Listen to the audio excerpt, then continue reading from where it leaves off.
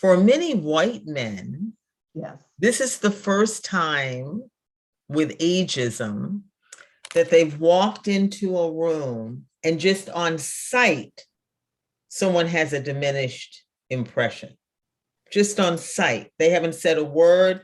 They glance up, see an older silhouette, and conclude certain things. Yeah. You and I have been navigating that terrain our entire lives. So when you throw in ageism, we're not even sure that's the first thing they see, because we're just familiar with the space. Right. We know how to navigate isms. We've had a lot of experience with it. And what we do know is that half of the people who turn 50 or in their 50s will lose their job at some point or another. Sometimes it's a caretaking thing and they've got to go, or they're sick themselves. But a lot of times they're either pushed or they jump before they're pushed. Yeah. They're in such a toxic environment that they cannot just stand to be there any longer. Only 10% of the people who lose their jobs ever again get a job like the one that they left.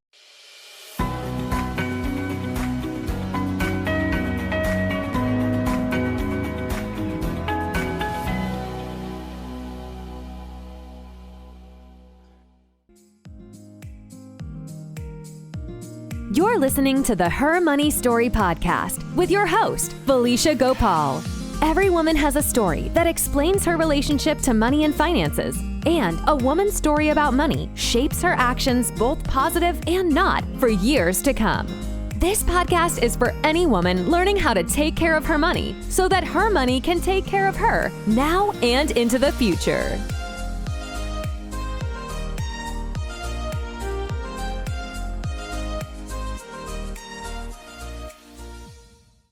Was surfing the web a while ago, and this guest's PBS interview popped up into my feed. And I was so intrigued by what she had to say that I went out and searched out more interviews, and I found her TED Talk.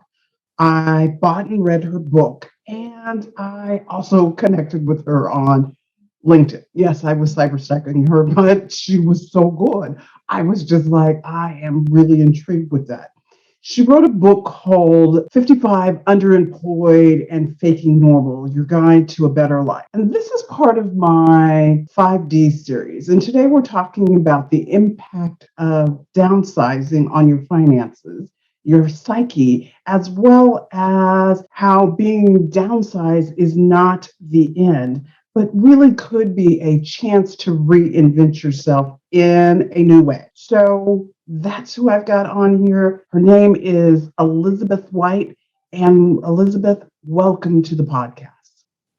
So this is part of my 5D series. And today we're talking about the impact of being downsized has on your finances, your psyche, and how being downsized doesn't have to be the end of your journey, but it really can be an opportunity to reinvent yourself in a new way.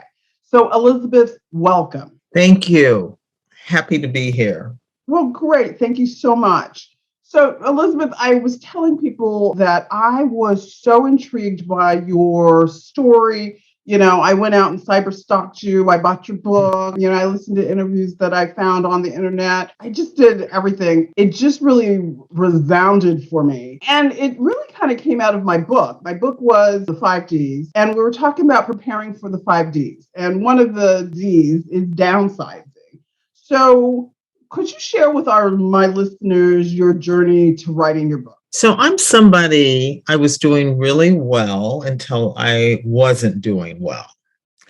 And so during the last Great Recession, sort of 2008-9, I lost 2 long-term consulting assignments that I was doing at the same time. And the combined income of that was significant. I could do, sort of what I needed to do and wanted to do on that income. Was mid-50s then, and lost those jobs, went to zero within 6 months because of the companies that I worked for were both downsizing. Wasn't actually even worried because I have all the props and credentials. I've got Harvard MBA. I'd worked at the World Bank. I have a master's in international studies from Hopkins. I'd not had trouble finding work before. And my phone stopped ringing. And I did not downsize fast enough. Because if you are used to being received in the workplace or the marketplace in a certain way, you think around the corner, next month, the following month, and then it didn't happen. And I started to notice also in my friendship circle that women friends of mine who are also struggling. One is an Emmy Award winning producer, and she was also like having a hard time finding work. So in a place of despair, actually, I wrote an essay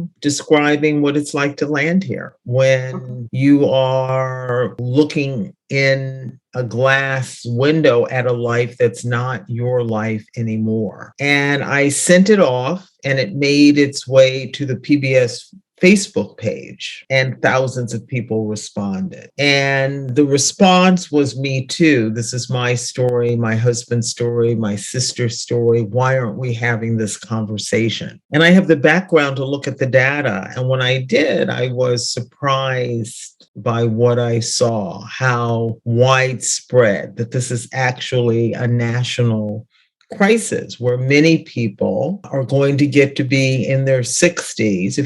If you're in reasonably good health at 60, more than a 50% chance you'll live into your 90s. To have 30 years of income beyond working, most people are just not going to have it.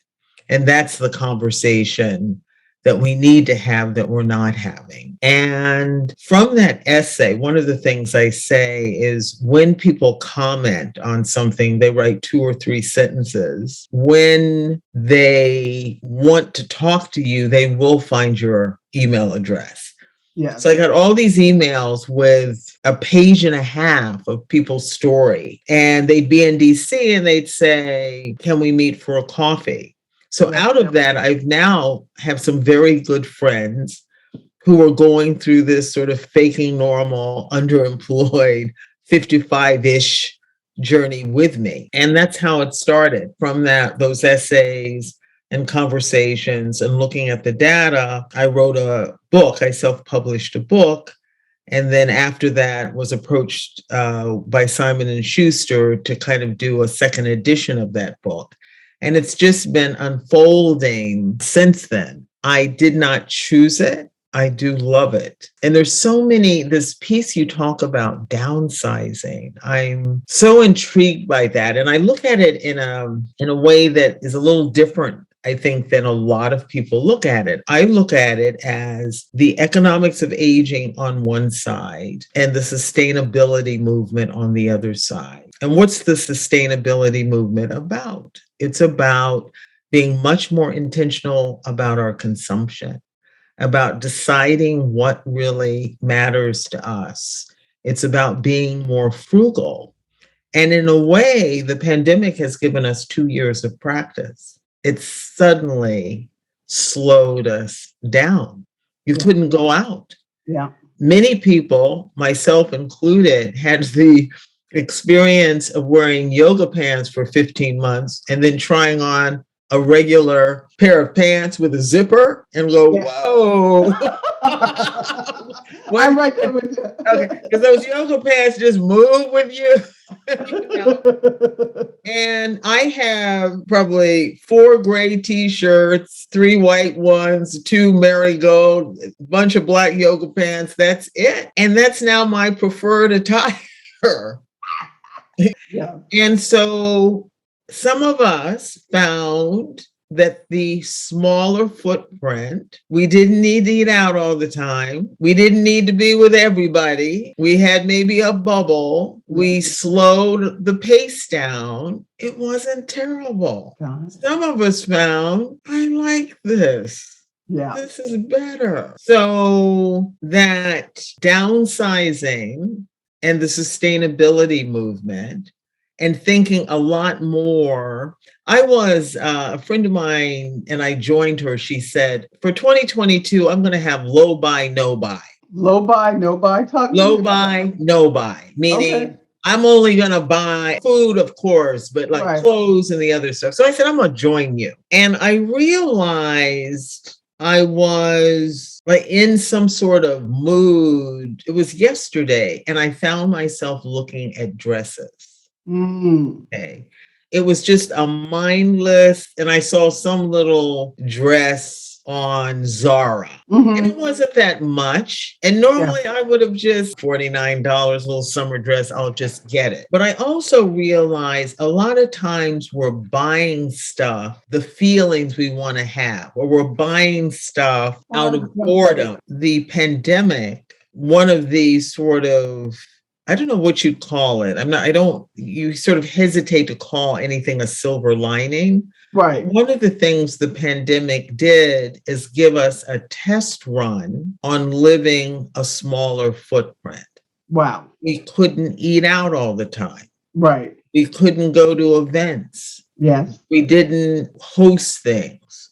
We didn't need that many clothes. Yeah. And it slowed everything down. And some of us, I think it was very hard on young people. I was just reading something about the high number of teenagers who are sad and going through loneliness and depression. Yeah. But I think for some older adults, it was a test run on a simpler life. Yeah. And I know some people who thought maybe they had to work a number of years longer, right, to maintain their existing lifestyle, found out, well, not if I live like this. Yeah. This was okay. Yeah. So that, because what COVID forced us to do is every decision was an assessment. Yeah, it really was. This important or not important? Were these people worth seeing or not worth seeing? Did it make sense to go there or not go there? It slowed everything down. And I think the lasting effect of that, when we don't know yet. Yes. But it did give us a chance to think about what we were doing. And we see it. A lot of people looked at their job and like, Some people looked over at his spouse and said, I don't know. Right. Yeah, that's true. Okay. And so the downsizing, we got a dry run, a little test run. Right. And I know I'm eating out way less. Yeah. I've wanted to learn to cook more recipes. I stopped my gym membership, didn't feel safe, started walking, got rid of my car. Ooh, okay. So I'm interested in what does it take to live an interesting and connected life on a much more modest income than maybe you thought you would have. So downsizing is, I think, one of the things that came out of the last interview. So what the listeners do not know, this is not my first interview with Elizabeth. This is, I think, my second or third interview with Elizabeth. And there's one of the things that struck me is you were sharing some statistics in terms of downsizing. And I think one of the things that I still tell people is something that I learned from you, which is the first time that, and you were talking about for white males, this is the first time they've ever had to deal with an ism of being ageism. And you were talking about that, and you were talking about some statistics. I know that you just came from a conference, and I imagine that they were throwing all kinds of statistics out at you. But I'm wondering if you could share some statistics that you've kind of learned along the way since the first time we sat down. You and I are triple whammy. So we've got race, gender, and age. For many white men, this is the first time with ageism that they've walked into a room and just on sight, someone has a diminished impression. Just on sight. They haven't said a word. They glance up, see an older silhouette, and conclude certain things. Yeah. You and I have been navigating that terrain our entire lives. So when you throw in ageism, we're not even sure that's the first thing they see, Right.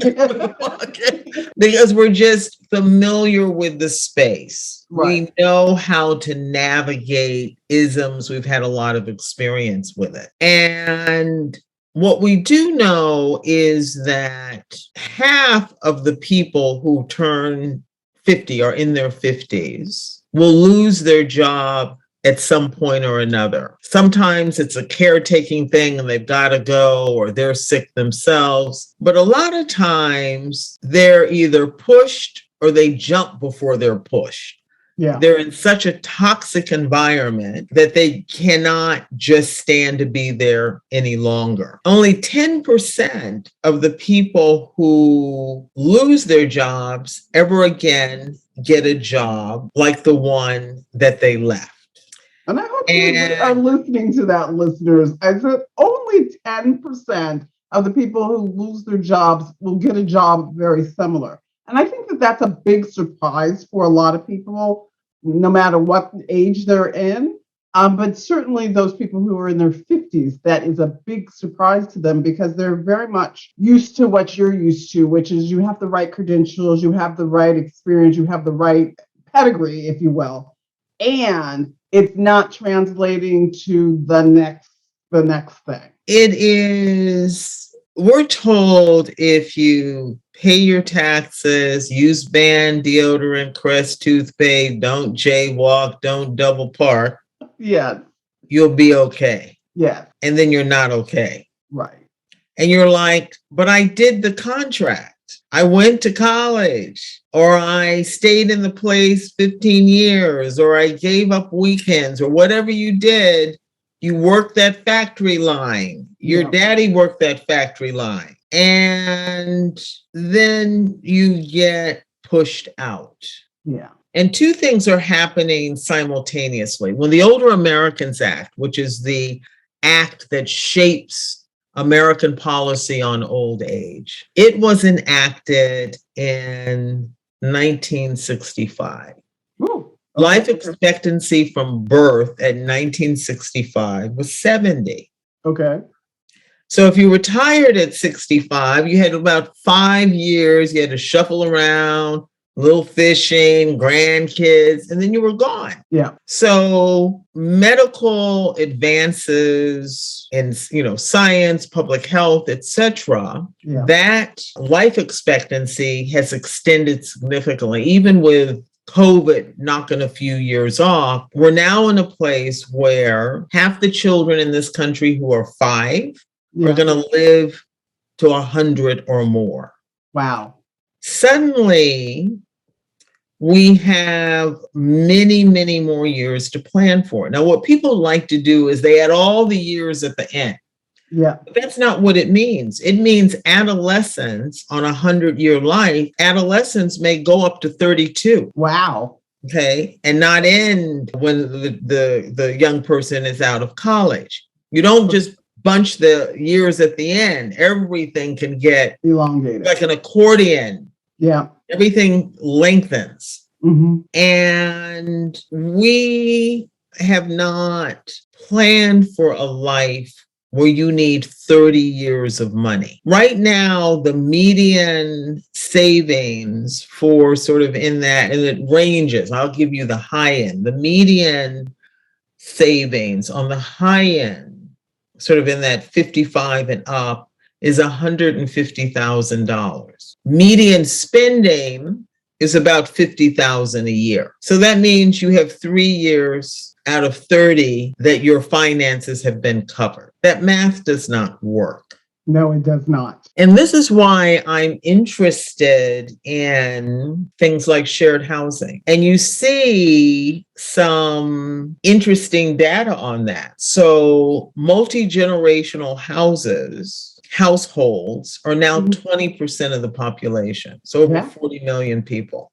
Mhm. It used to be these were primarily immigrant families. Yes. But after the Great Recession, lots of families found it's better if we pull together where the grandparents are there, the adult children are there, and their children are there. And we're going to see that. And I think we're also going to see chosen families of a group of friends, unrelated, who also pull together so that they can defray expense. Why does everybody need a snowblower? Does Right. everybody need a vacuum cleaner? Yeah. Everybody's got to have their own car. That's true. So the housing stock has not yet caught up. A lot of the housing stock is 1950s. I'll date myself when I say leave it to Beaver. Right.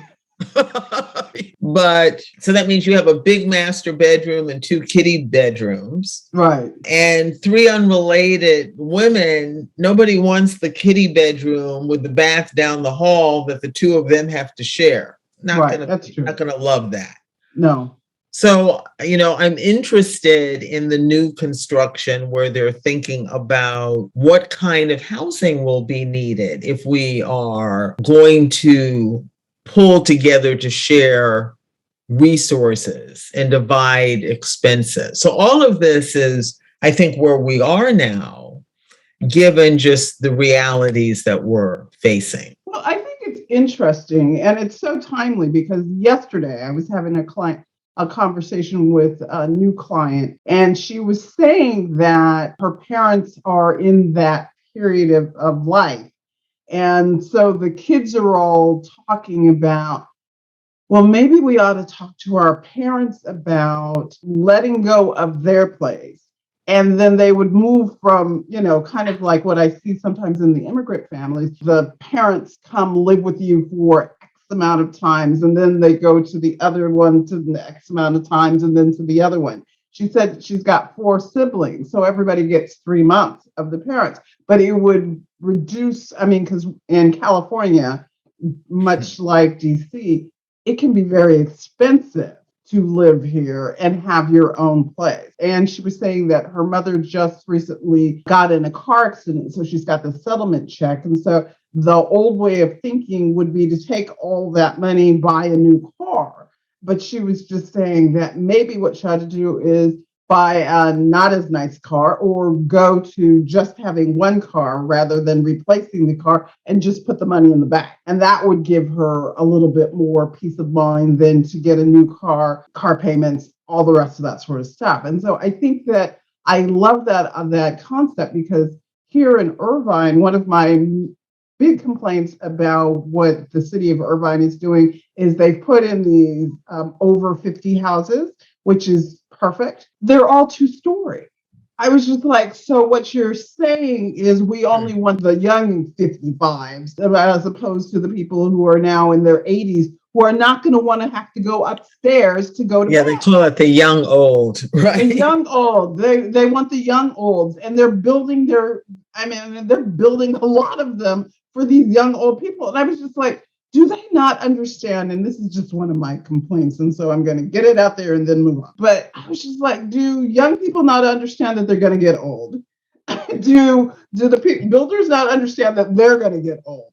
And the way that they're building things doesn't make sense for people who are aging. This is, we sort of lump older adults from 50 on, and there are big differences between the young old, middle old, and a 50-year-old. Probably I have a flight of steps in my house coming up, and in the house, I'm 68. I can easily navigate them and actually want them to be there because it forces me every day to go up at least 20 times. Right. But not everybody wants that.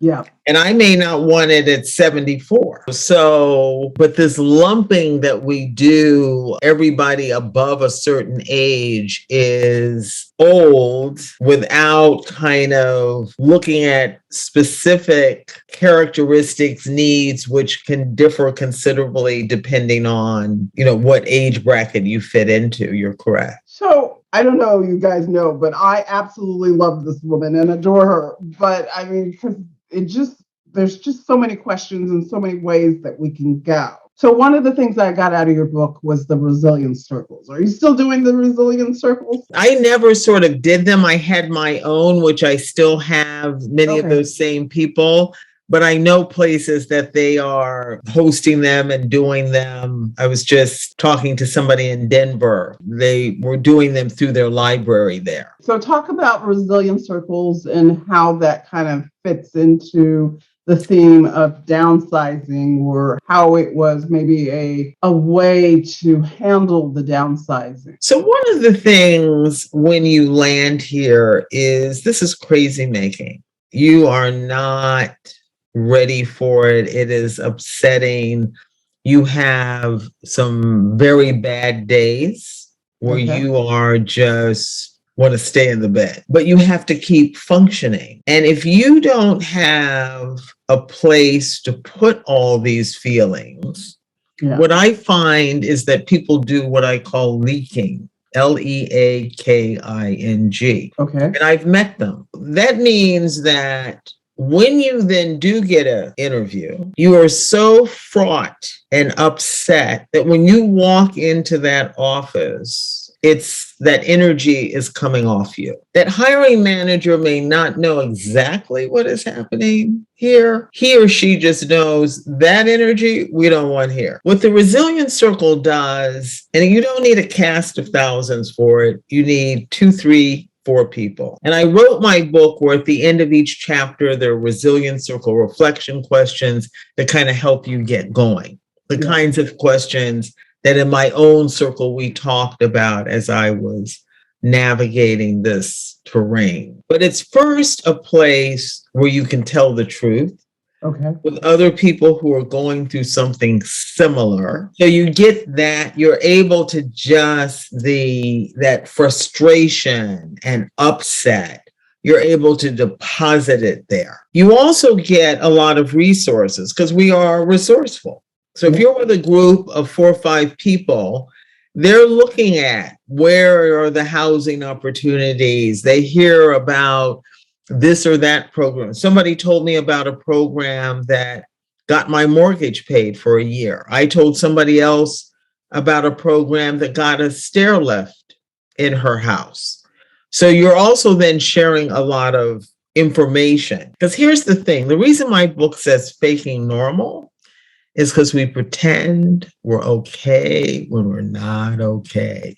Yeah. So what that means is, since you haven't told me you need affordable housing, that affordable housing that my best friend knows about and mentioned to me, I don't even know to tell you. You didn't tell me. Since I don't know that you need part-time employment, then the one where I work, I don't even know to mention it to you because you didn't tell me. So the faking normal, pretending like you're okay when you're not okay, not telling people what's really happening with you, and you got to be measured. I'm not saying motor mouth to everybody. Not everybody is safe and ready to be supportive, but in your circle are people who are going through the same thing. And sometimes when you're there, you need for somebody to be able to remind you who you are. Because you can hit some low points of despair, and somebody needs to remind you of your talent, of your accomplishments, achievements, etc., because you can go through this and forget. You can start circling the drain. So it's a place where, because it won't be happening to everybody in the circle at the same time. So it's the resources, the support, the reminding you when all you see is a parade of horribles, that there's something on the other side of it, is why I thought those circles were important. So things have changed and shifted for you. So one of the things that you talked about is this new incubator that you are part of. So talk to to us a little bit about what that is and what you're creating inside of that. One thing I say to people is it's important to have friends across the age spectrum, because what I find at 68 is a lot of my friends are already out of the game. Now, they may still be working, but they're not like at that sort of real ascending pivot part of their career. So they're not hearing about all the new stuff, the opportunities, the research, who's the rising star and all of that. But my friends who are in their 40s are. So a friend who's in the incubator now told me last year, you should apply for this. And I said, entrepreneur at my age and stage, I had a chain of stores. I know entrepreneurship is a straight vertical lift. Not sure. She said they really help you. And so I applied, as I do, and we do. We throw a lot of spaghetti at the wall. You see what sticks. So when I realized there were 4 rounds of interviews and I was made it from the second to the 3rd round, I said, maybe I should pay attention here. And then in January, I was told that I got it. So it's interesting because at 68, I feel a little bit like Grandma Moses here, because I am by 25 years easily the oldest one in the cohort. And you don't come in with an idea. It's 18 months. You figure out what you want to do while you're there. So I'm looking at a number of things. I have not landed. I've been there 1 month. I'm looking at estate planning. When I read that Chadwick Boseman, Aretha Franklin, James Brown, Prince, etc., did not have a will. Yeah. Huge wealth divide in the Black and white community. But the wealth we do have, we don't want to lose because it wasn't passed on properly. Yeah. So that was one area. Shared housing is another. How would you do that? Thinking in particular about Black women. Our median wealth, 60 and up, is $11,000. And, so that housing. The other one is employability. Many of us are going to have to remain employable much longer than we ever anticipated. Yeah. So is there anything that can be done there? And then also I'm looking at and a little bit leaning towards entrepreneurship. 1/4 of all new business startups are people over 55.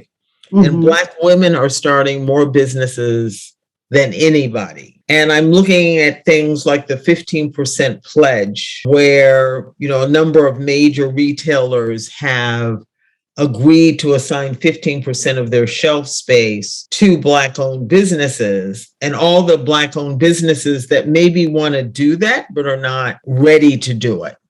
And could you develop a delicious, online platform that takes people through a process of what would it take to really sell to Macy's or Target? And then a process of also evaluating, because it's not just you sold to them once. Did you get reorders? Right. So many times when I was working in Africa, you'd see a company, they would go buy out a bunch of equipment to fulfill an order and hire a bunch of people, and they'd only get one order. And then you have all this equipment that's idle. So because I had several stores in different states and I sold into Target from Africa and all of that, I have a lens on kind of what is required in the retail space to maybe do something in that area. So in the next couple of months, I'll land, and then the Ideas 42, the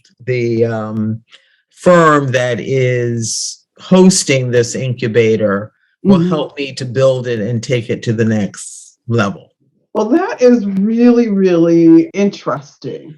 So, Elizabeth, it's been a pleasure, as usual, for us to chat today. So if my listeners wanted to hear more about what you're up to or to connect, how would they go about doing that? So I think the best way, it's either fakingnormal@yahoo.com. That's the easy one to remember.